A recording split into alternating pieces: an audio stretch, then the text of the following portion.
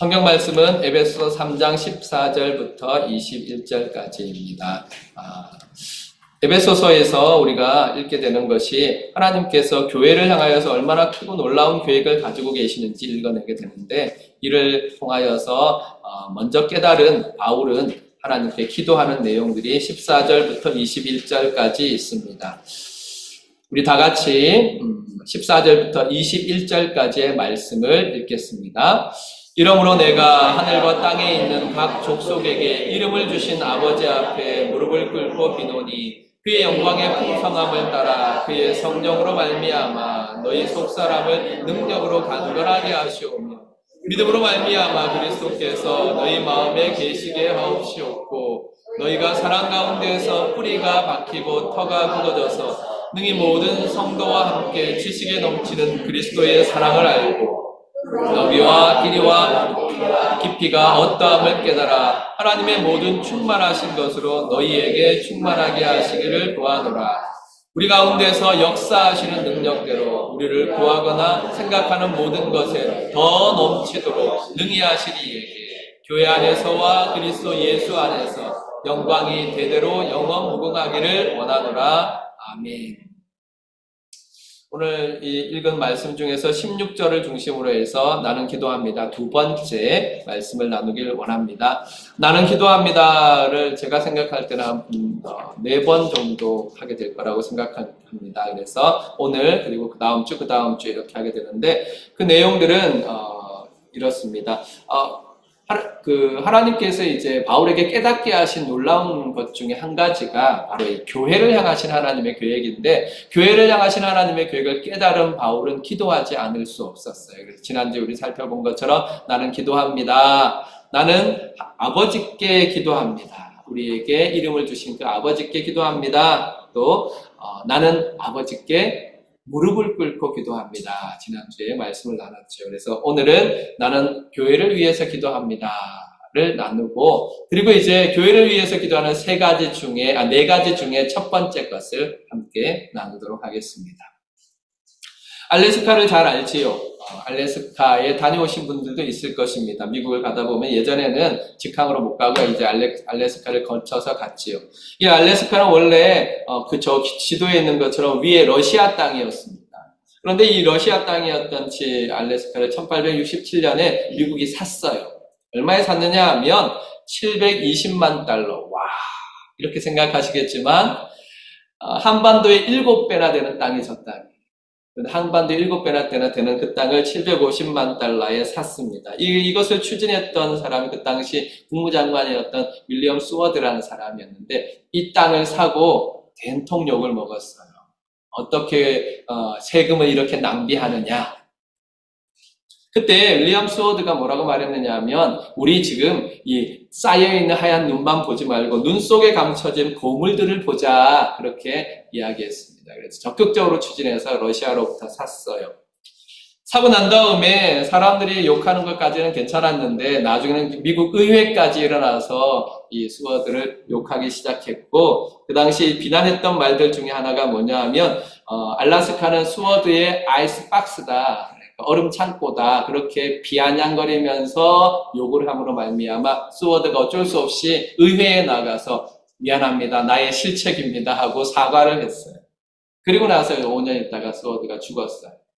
그리고 그 후에 말 안 해도 아시겠지만 10년 후부터 알래스카에서 보물이 쏟아지기 시작합니다. 수많은 금광들이 나오기 시작했고, 은광들이 나오기 시작했고, 철광석을 비롯한 광물 자원이 무진장하게 쌓여있는 거예요.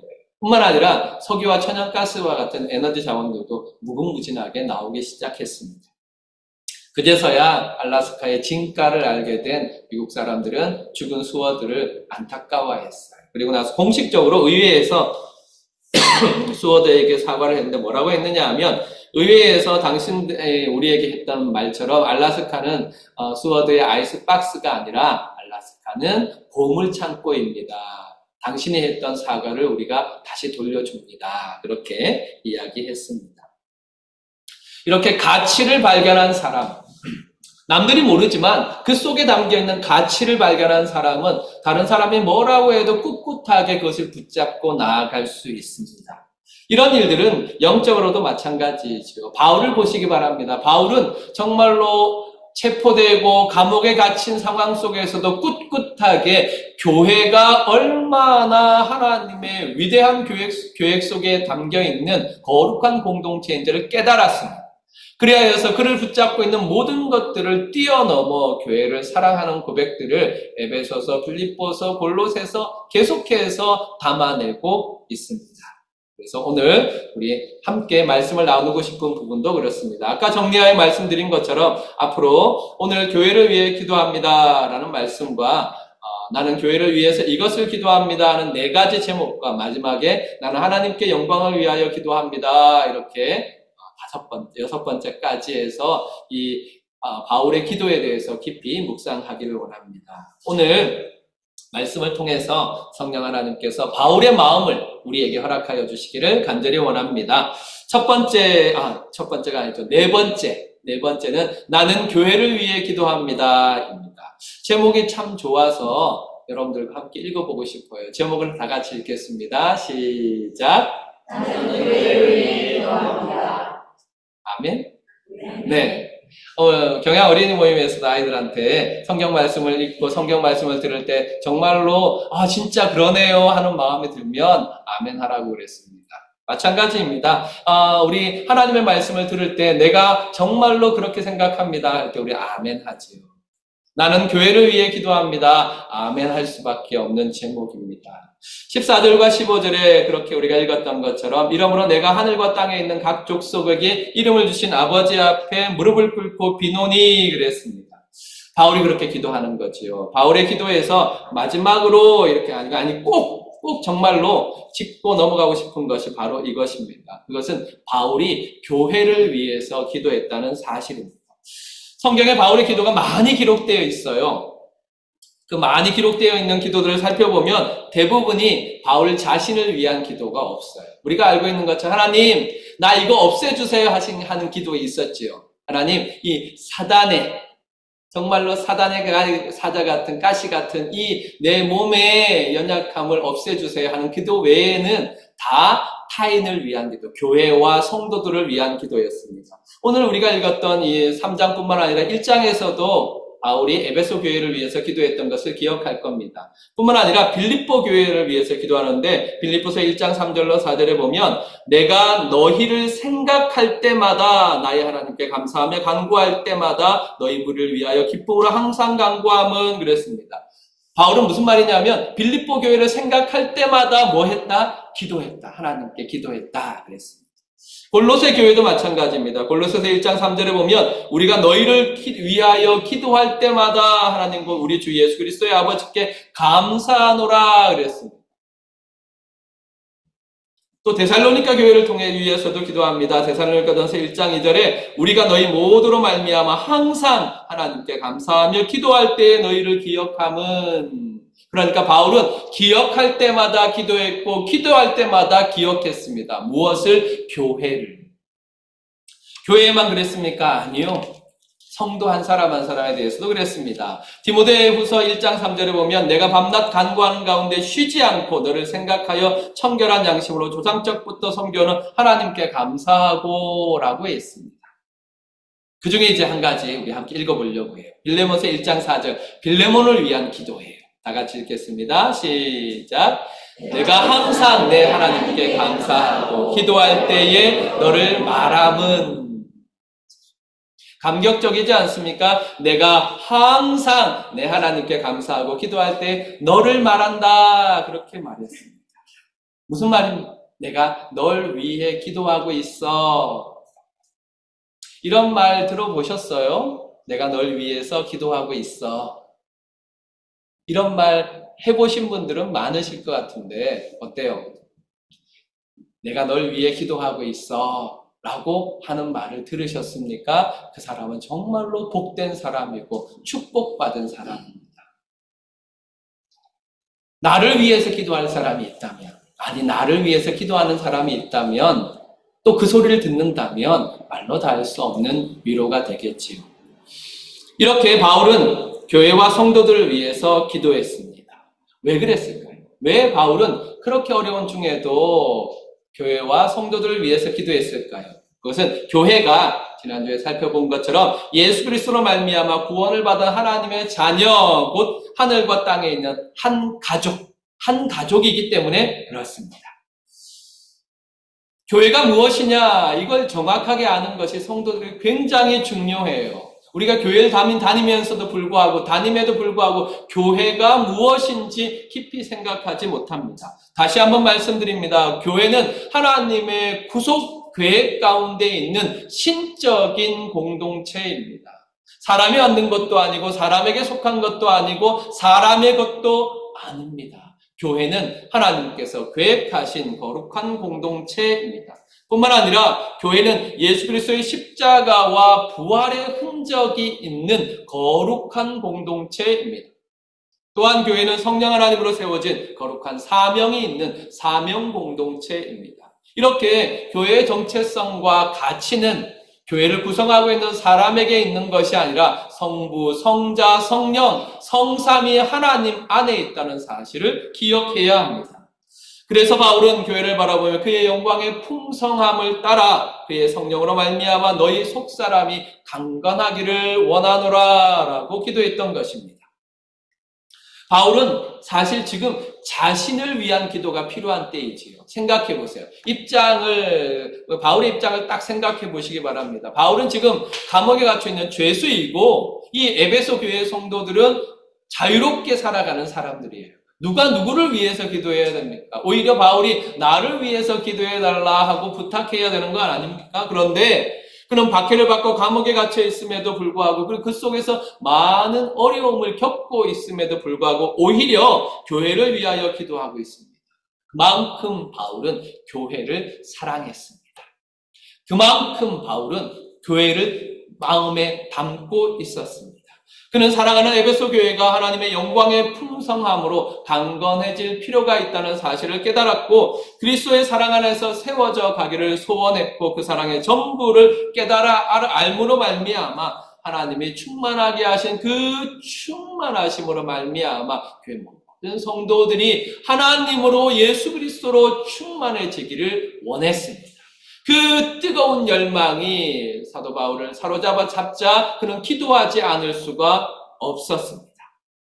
그래서 그는 이렇게 항상 교회를 위해서, 성도를 위해서 기도했습니다. 성도는 교회의 영적 필요에 대해서, 성도들의 영적 필요에 대해서 민감해야 합니다. 공감 능력이라고 하지요. 다시 말하면 성도들에게는 영적 공감 능력이 필요합니다.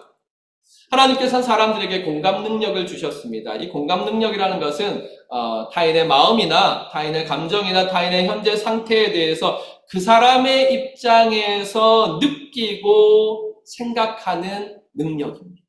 공감 능력은 사람이 인간관계를 맺어갈 때, 사회생활을 할 때 꼭 필요한 능력이지요.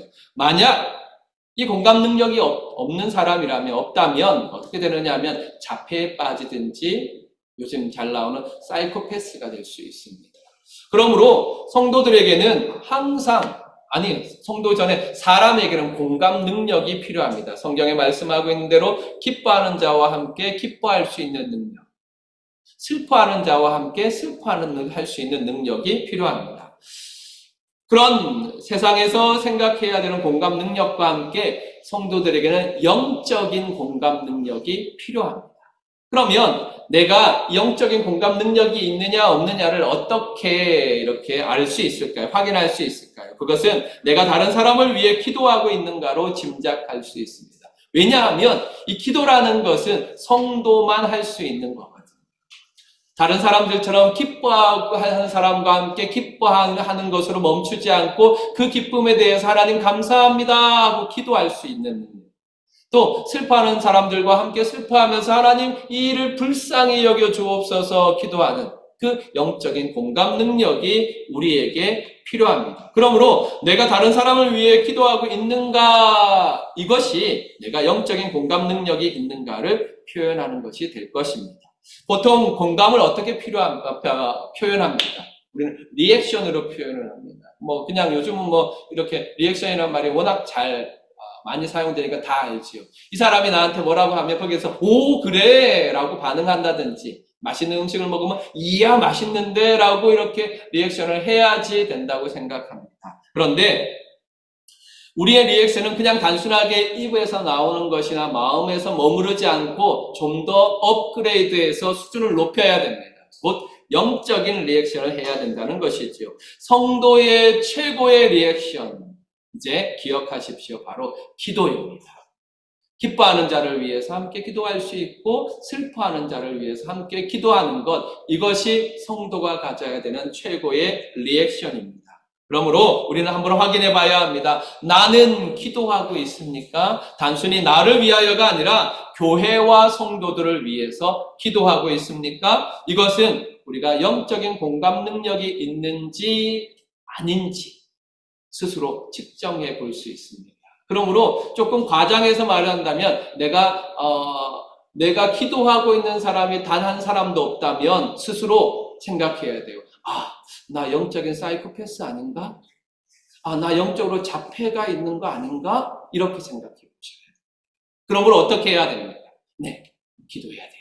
공감 능력을 주옵소서. 하나님, 나에게 공감 능력을 주시옵소서. 그렇게 기도해야 될 것입니다. 우리 주님을 생각해 보시기 바랍니다. 주님이 이 땅에 오셨을 때 유대인을 보시고 어떻게 하셨느냐 하면 마태복음 9장 36절에 보면 무리를 보시고 불쌍히 여기시니, 왜 불쌍히 여기셨느냐 하면 그들이 목자 없는 양같이 고생하고 기진함이라 그렇게 말씀하셨습니다.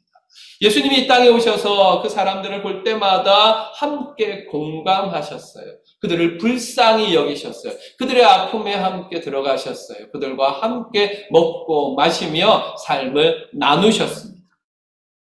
우리에게도 이런 영적인 공감 능력이 필요합니다. 그러므로 우리는 함께 기도해야 됩니다. 그래서 주보에 제가 기도문을 하나 이렇게 기록했습니다. 한번 함께 보시기 바랍니다. 우리가 함께 기도해야 될 부분입니다. 주님, 이렇게 다 같이 읽겠습니다. 시작. 주님, 우리에게 영적인 민감함을 주시옵소서. 다른 사람의 영적인 필요를 공감하게 하옵소서. 주님의 눈으로 교회와 성도들을 보게 하옵소서. 바울의 마음으로 기도하게 하옵소서. 예수님의 이름으로 기도합니다. 아멘. 이렇게 우리가 날마다 기억하시면서 기도해 주시기 바랍니다. 하나님, 나에게 영적인 공감 능력을 허락하여 주옵소서. 주님의 눈으로 사람들을 보게 하시고 바울의 마음으로 교회와 성도들을 위하여 기도할 수 있게 하옵소서. 이렇게 기도하시길 바랍니다. 우리는 바울처럼 타인을 위해서 기도해야 합니다. 우리의 기도가 겨우 나와 내 가족의 입에 풀칠하는 정도의 기도에 머물러 있어서는 안 됩니다. 우리의 기도도 성령의 권능을 받아야 합니다. 사도행전 1장 8절에 보면 오직 성령이 너희에게 임하시면 너희가 권능을 받고 예루살렘과 온 유대와 사마리아와 땅끝까지 이르러 내 증인이 되리라 라고 말씀하셨습니다. 우리의 기도가 바로 이런 성령의 권능을 받아야 합니다. 우리의 기도가 예루살렘과 온 유대와 사마리아와 땅끝까지 나아가야 합니다. 물론 배우자를 위한 기도, 자녀를 위한 기도, 나를 위한 기도 꼭 해야 합니다. 하지만 거기에 머물러 있을 것이 아니라 우리의 기도가 동료와 이웃으로 확장되어야 하며 우리의 기도가 나라와 민족으로 확장되어야 하며 더 나아가서 세계 어느 곳에 있든지 하나님이 보게 하시고 듣게 하신 어려운 사람들, 고통받는 사람들을 가슴에 안고 함께 기도하는 기도가 땅끝까지 확장되는 축복을 누려야 합니다. 사랑하는 성도 여러분, 우리는 이것 때문에 사는 사람들입니다. 우리가 우리의 몸으로 선교를 향하여서 땅끝까지 갈 수 있습니다. 그러나 그것 이전에 이미 우리에게 있어야 될, 선행해야 될 선교적 사명은 바로 기도가 땅끝까지 확장되는 것입니다. 그러므로 기도할 때마다 여러분, 기도할 때마다 그렇게 생각하십시오. 내가 하나님 이거 주세요 하고 나를 위해서 기도했다면 그 다음에 이웃을, 그 다음에 나라와 민족을, 그 다음에 온 세상을 향하여서 땅끝까지 우리의 기도가 확장되는 축복을 누리시기를 바랍니다. 그래서 함께 운동을 하고 싶어요. 어떤 운동을 하고 싶으냐 하면 이 두 가지를 하고 싶어요. 뭐냐 하면 우리 교회가 기도 운동 가운데 이거 꼭 합시다 하고 싶은 게 뭐냐 하면 첫 번째는 즉시 기도하자예요. 즉시 기도하자. 그러니까 하나님이 뉴스나 인터넷을 통해서 불쌍한 사람을 보게 하시면 그 즉시 그들을 위해서 기도하자입니다. 또 단톡을 통해서나 또는 여러분의 친구들이 나한테 전해오는 메시지를 통해서 나 이런 일에 문제가 있어 라고 알려오면 하나님이 나에게 주신 메시지라 생각하고 잠시 걸음을 멈추고 그 자리에서 즉시 이따가 기도해야지 아니고 그 자리에서 즉시 기도. 옛날에 이런 것들을 번개 기도라고 막 이렇게 얘기하기도 했는데 즉시 기도하자. 즉시 기도하자. 그래서 마음에 딱 새기십시오. 즉시 기도하자. 어려운 일을 봤으면, 어려운 사랑을 봤으면 즉시 기도하자. 미안합니다. 여러분을 어린이 취급하는 건 아니지만 함께 따라서 해주십시오. 즉시 기도하자. 즉시 기도하자. 그런 일이 생길 때마다 머리에 팍 생각나라고 따라 읽으라고 한 겁니다. 정말로 그런 일이 딱 생길 때마다 미루지 말고 그 자리에서 즉시 기도하겠습니다 하지 말고 그 즉시 기도하시기 바랍니다. 즉시 기도하는 운동, 이거. 두 번째, 교회를 위해서 기도하는데 우리가 기도할 때마다 기도한 자리에 앉았다고 생각하면 꼭 잊지 말고 교회와 성도들을 위하여 기도하고 일어나십시오. 항상 기도할 때마다, 아니 새벽에 기도하든지 저녁에 기도하든지 여러분이 정한 시간에 기도할 때, 하나님 앞에 기도할 때 모든 기도에 그 기도에 꼭 교회를 위한 기도, 성도들을 위한 기도를 하시기 바랍니다. 그래서 두 번째 따라 읽겠습니다. 교회를 위하여 기도하자. 교회를 위하여 기도하자. 교회를 위해 기도하자. 교회를 위해 기도하자. 교회를 위하여 기도하는 것이 여러분의 축복입니다.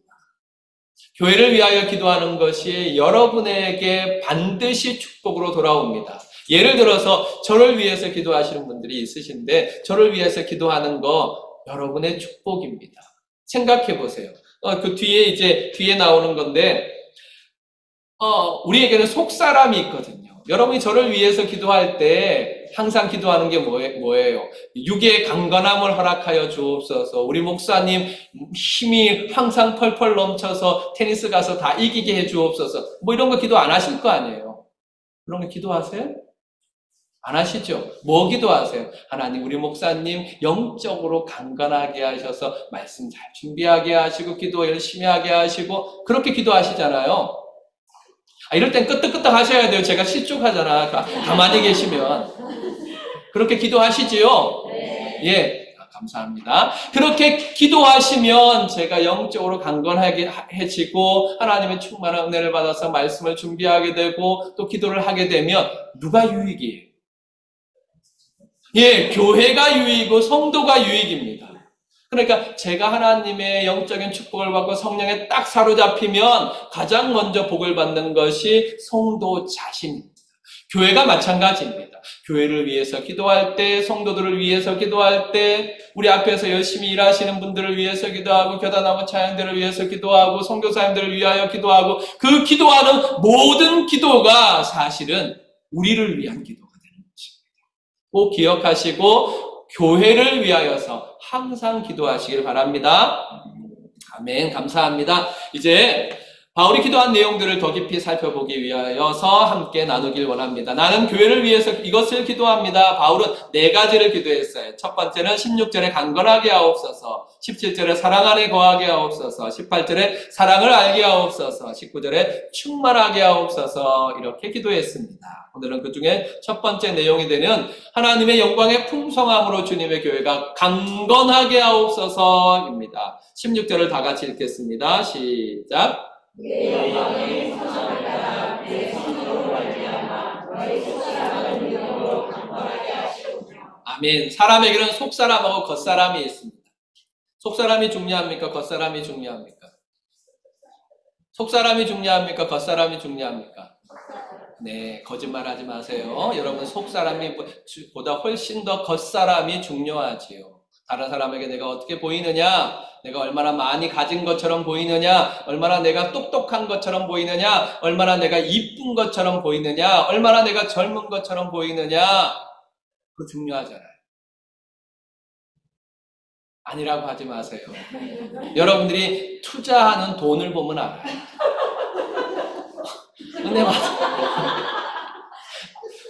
우리는 얼마나 우리 자신에게 투자하는지 몰라요. 저도 어제 비버시티에 가서 샴푸를 고르고 린스를 고르는데 어떻게 하면 더 좋은 거, 어떻게 하면 더 좋은 거 찾다가 보니까 눈에 확 들어오는 게 있었어요.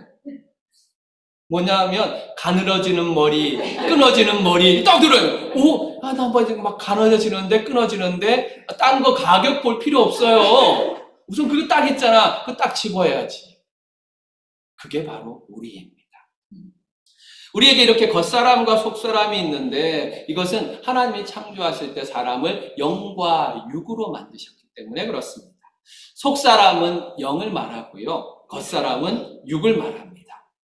정말 다시 한번 묻겠습니다. 어느 것이 중요합니까? 아마 이제 확실하게 이야기할 거예요.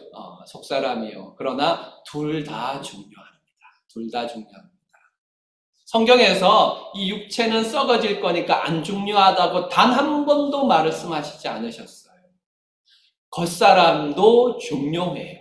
속사람도 중요해요. 그래서 하나님께서는 우리에게 어떤 약속을 해주셨느냐 하면 우리 주님 다시 오시는 날에 우리의 영만 천국에 들어가는 것이 아니라 우리의 육도 호련히 변화되어서 영광의 몸을 입고 하나님 나라에 들어가게 된다고 고린도전서 15장 51절부터 54절에 말씀하셨어요. 그래서 잠깐 제가 읽어드리면 보라 내가 너희에게 비밀을 말하노니 우리가 다 잠잘 것이 아니요 마지막 나팔에 순식간에 호련히 다 변화되리니 그랬습니다. 변화될 때 어떤 일이 일어나느냐 하면 썩을 것이 썩지 아니할 것을 입으며 죽을 것이 죽지 아니할 것을 입겠다 말씀하셨어요.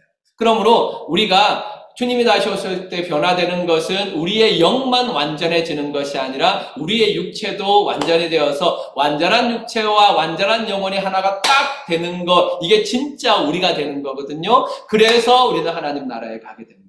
제가 항상 기대하는 것이 바로 이 영광의 몸을 입었을 때 내가 어떻게 변할까 기대한다 그렇게 말씀드렸죠. 그때에 이 고린도전서 마지막 절 54절에 보면 뭐라고 말하냐면 사망아 너의 승리가 어디에 있느냐, 사망아 내가 쏘는 것이 어디에 있느냐 그렇게 외치는 것으로 나옵니다. 이 하나님의 약속 때문에 우리의 부활의 영광 때문에 사망아 너는 어디에 있느냐 이리 나와봐라 하고 소리칠 날이 있다 그럽니다. 그것만 그렇습니까? 사망은 이 땅의 낡아짐의 대표들이며 이 땅에 썩어짐의 대표입니다. 그러므로 우리를 썩게 했던 거, 우리를 낡아지게 했던 거, 우리를 약하게 했던 모든 것들을 향하여 우리 주 예수 그리스도의 은혜로 말미암아 호련히 변화되는 그날에 우리는 자랑스럽게 외칠 수 있다는 것입니다. 이 사실을 꼭 믿으시길 바랍니다. 그래서 우리 둘 다 중요해요. 우리의 영도 중요하고 우리의 육도 중요하고 우리의 겉사람도 중요하고 우리의 속사람도 중요한데 그런데 우리는 그 겉사람과 속사람의 특징을 알아야 된다는 것입니다. 그 겉사람과 속사람의 특징이 무엇입니까? 고린도후서 4장 16절입니다. 다 같이 읽겠습니다. 시작. 그러므로 우리가 낙심하지 아니하노니 우리의 겉사람은 낡아지나 우리의 속사람은 날로 새로워지도다. 아멘. 이게 겉사람과 속사람의 특징, 다른 특징입니다. 우리의 겉사람은 날로 낡아져 간다. 얼마나 표현이 정확합니까? 우리의 겉사람은 날로 낡아져 갑니다. 타락한 세상을 살아가는 인생의 자연적인 현상이 노화입니다.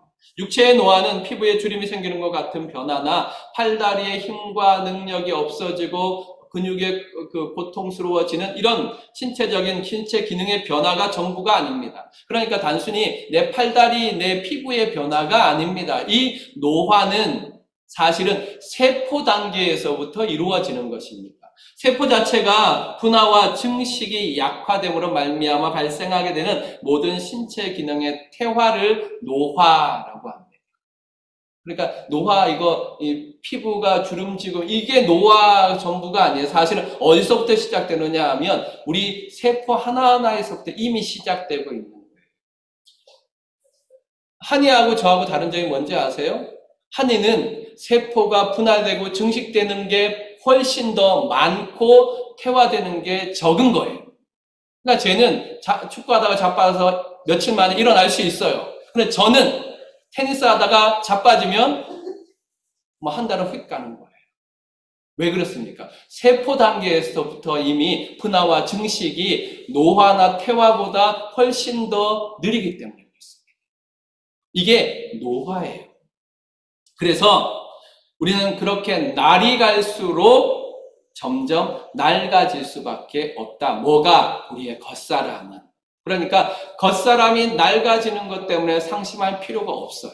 겉사람이 낡아지는 것은 자연적인 현상이라고 생각하고 받아들이시길 바랍니다. 그 다음에 우리의 영은 다릅니다. 그러나 우리의 영은 다릅니다. 우리의 영은 영원한 특징을 가지고 있고 우리의 영은 날이 갈수록 더욱더 새로워질 수 있습니다.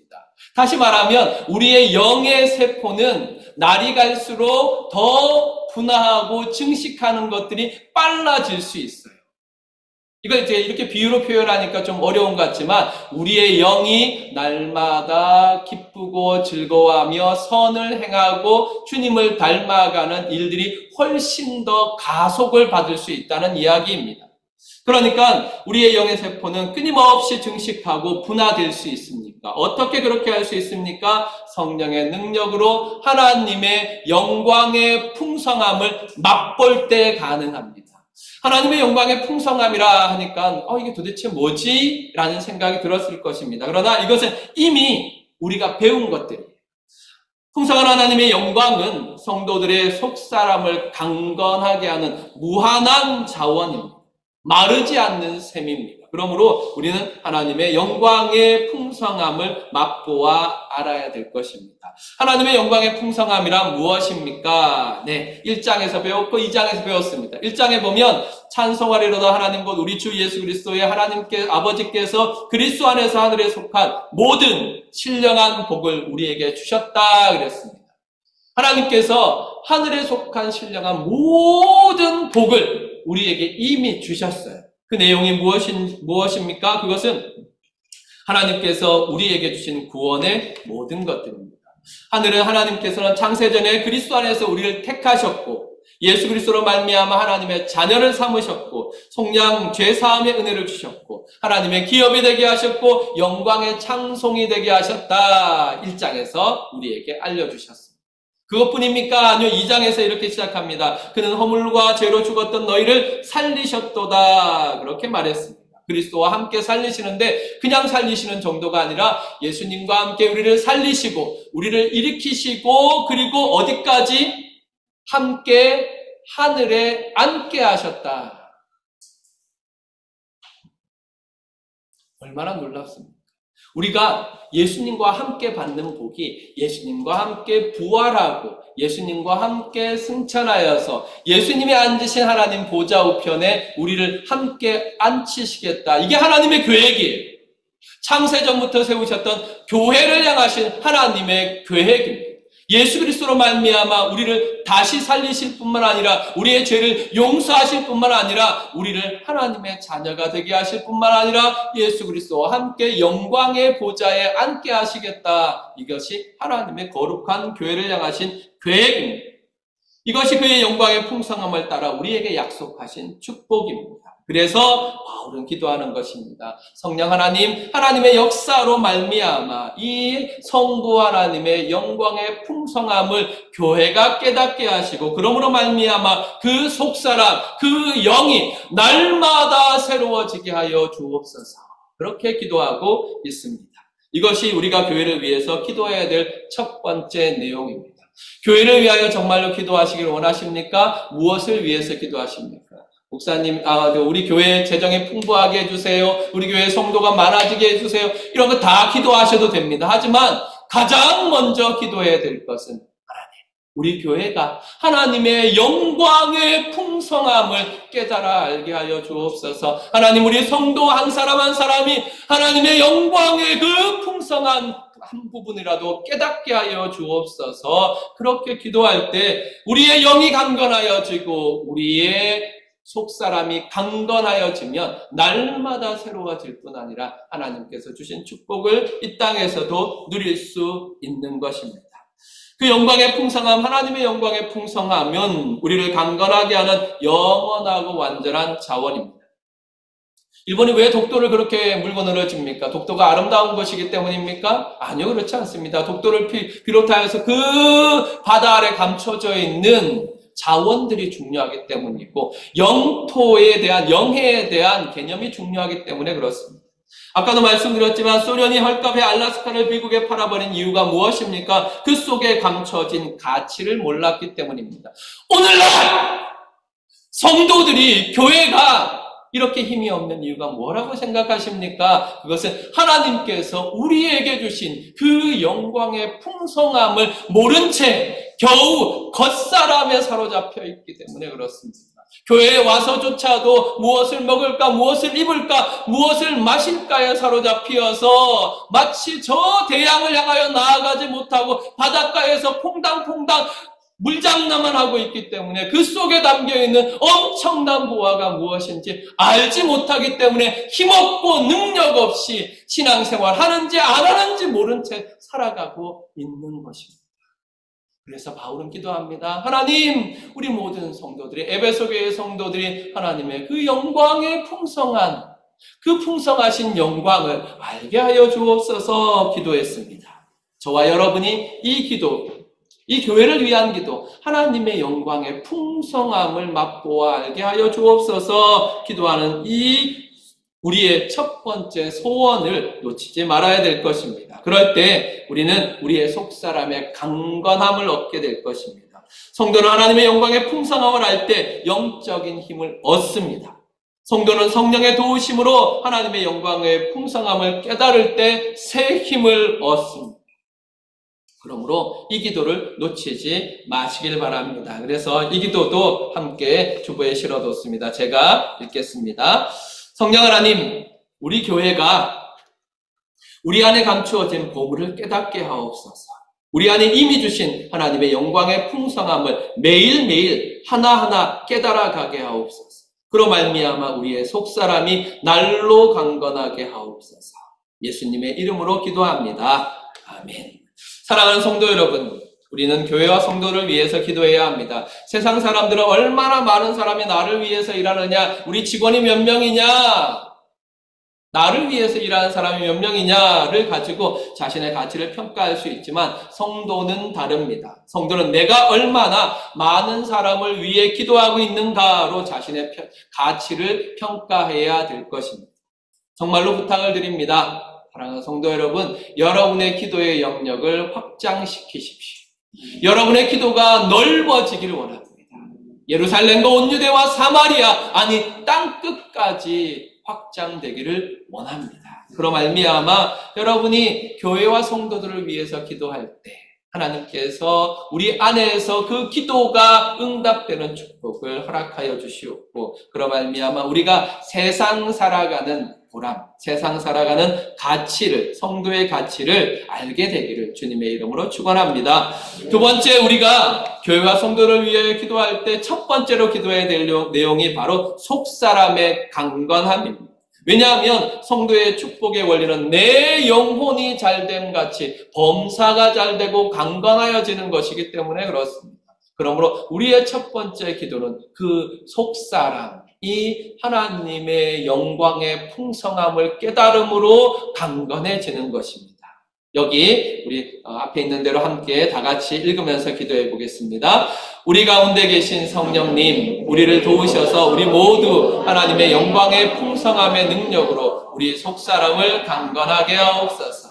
이 아름답고 거룩한 기도가 저와 여러분의 기도가 되시기를 주님의 이름으로 축원합니다. 아멘.